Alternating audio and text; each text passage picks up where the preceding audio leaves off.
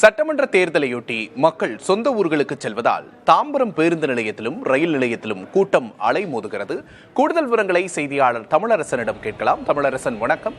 ஜனநாயக கடமையாற்ற சொந்த ஊர்களுக்கு மக்கள் படையெடுத்து போறதை பார்க்க முடியுது. மக்கள் என்ன சொல்றாங்க? அவங்களுக்கான போக்குவரத்து வசதிகள்லாம் எப்படி இருக்கு? கூடுதல் விவரங்கள் தமிழரசன். விக்னேஷ், வணக்கம்.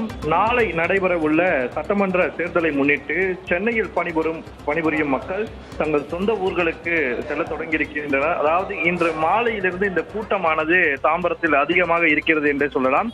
இதன் காரணமாக தாம்பரம் ரயில் நிலைய பேருந்து நிறுத்தத்தில் இன்று இரவு வரலாறு காணாத கூட்டம் என்பது அதிகமாக காணப்படுகிறது. போதிய பேருந்து வசதிகள் மற்றும் அடிப்படை வசதிகள் இல்லாததால் பொதுமக்கள் மற்றும் பயணிகள் கடும் அவதிக்கு உள்ளாகி இருக்கின்றனர்.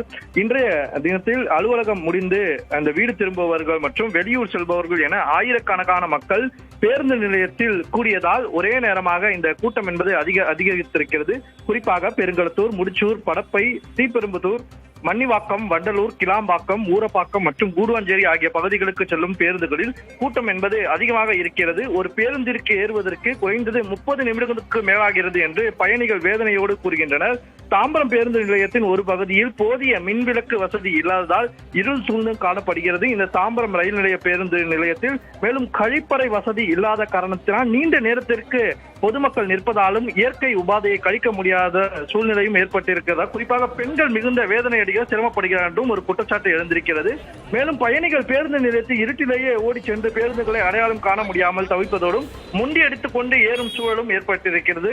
இது திருட்டு போன்ற அசம்பாவிதங்களுக்கு வழிவகுக்கும் எனவும் மக்கள் அஞ்சுகின்றார்கள். பொதுமக்கள் பலரும் மணிக்கணக்கில் பேருந்துக்காக காத்திருப்பதால் முதியவர்கள் மற்றும் குழந்தைகளுடன் வரும் பெண்கள் பெரும் சிரமத்திற்கு ஆளாகி இருக்கின்றனர். கால் வலிக்க 30 நிமிடங்களுக்கு மேலாக இந்த ஒரு பேருந்தை பிடிப்பதற்கு நாங்கள் நின்று கொண்டிருக்கிறோம். மிகுந்த சிரமத்தை அளிக்கிறது. கூடுதல் பேருந்துகளை இயக்க வேண்டும். இதுபோல இனி வரும் காலங்களில் அரசு முன்னெச்சரிக்கை நடவடிக்கைகள் எடுக்க வேண்டும். எங்களுக்கு சிரமத்தை கொடுக்க வேண்டாம் என்றும் பொதுமக்கள் பலரும் அரசுக்கு கோரிக்கை வைத்திருக்கின்றனர். விக்னேஷ், விவரங்களுக்கு நன்றி தமிழரசன்.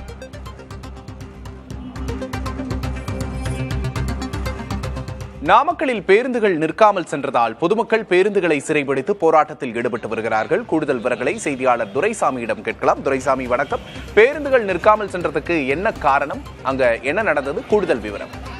அதாவது விக்னேஷ், நாளை சட்டமன்ற தேர்தலையொட்டி வெளியூரிலிருந்து வரக்கூடிய திருச்சி, நாமக்கல், முசிறி, தொலையூர் செல்லக்கூடிய நபர்கள் நாமக்கல்லில் இருந்து சொந்த ஊருக்கு செல்வதற்காக பேருந்து நிலையத்தில், அதாவது பழைய பேருந்து நிலையத்தில் காத்திருந்தார். அதாவது பேருந்தானது திருச்சியிலும் பேருந்தானது புதிய பேருந்து நிலையத்திலிருந்து பழைய பேருந்து நிலையம் பழைய பேருந்து நிலையத்திலிருந்து திருச்சி நோக்கி செல்லும். அந்த பேருந்துகள் பழைய பேருந்து நிலையத்தையே நிரம்பி வழிந்த காரணத்தை, கூட்டம் அதிகமாக இருந்த காரணத்தால் பழைய பேருந்து நிலையத்தில் பேருந்துகள் எதுவும் நிற்காமல், அதாவது கதவுகள் மூடப்பட்ட நிலையே தொடர்ந்து 1 மணி நேரத்துக்கு மேல் சென்றதால், ஏற்கனவே தமிழேசன் குறிப்பிட்டவர் சென்னையில் இருப்பது போல் 1 மணி நேரத்துக்கு தொடர்ந்து ஒரே இடத்தில் காத்திருந்ததால் இங்கே பொதுமக்கள் கடும் அவதிக்கு உள்ளாகினார். தொடர்ந்து அந்த அனைத்து பேருந்துகளும் அதேபோல் தொடர்ந்து 10 நிமிடத்துக்கு திருச்சி செல்லக்கூடிய பேருந்துகள் அரை மணி நேரத்துக்கு ஒரு பேருந்து தான் வந்ததாகவும், அந்த அரை மணி நேரத்துக்கு வந்த பின்னர் அந்த பேருந்து கூட நிற்காமல் சென்றால் கடும் ஆத்திரம் அடைந்தனர். அதனையடுத்து திருச்சி நோக்கி வந்த பேருந்துகளை சிறைபிடித்து போராட்டத்தில் ஈடுபட்டனர். தொடர்ந்து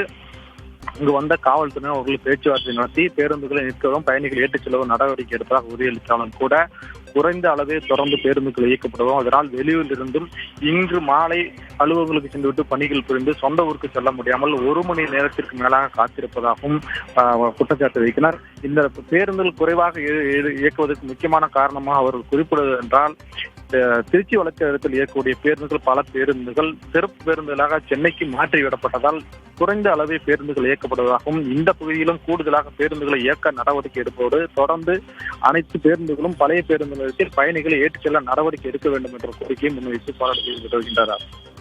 விவரங்களுக்கு நன்றி துரைசாமி.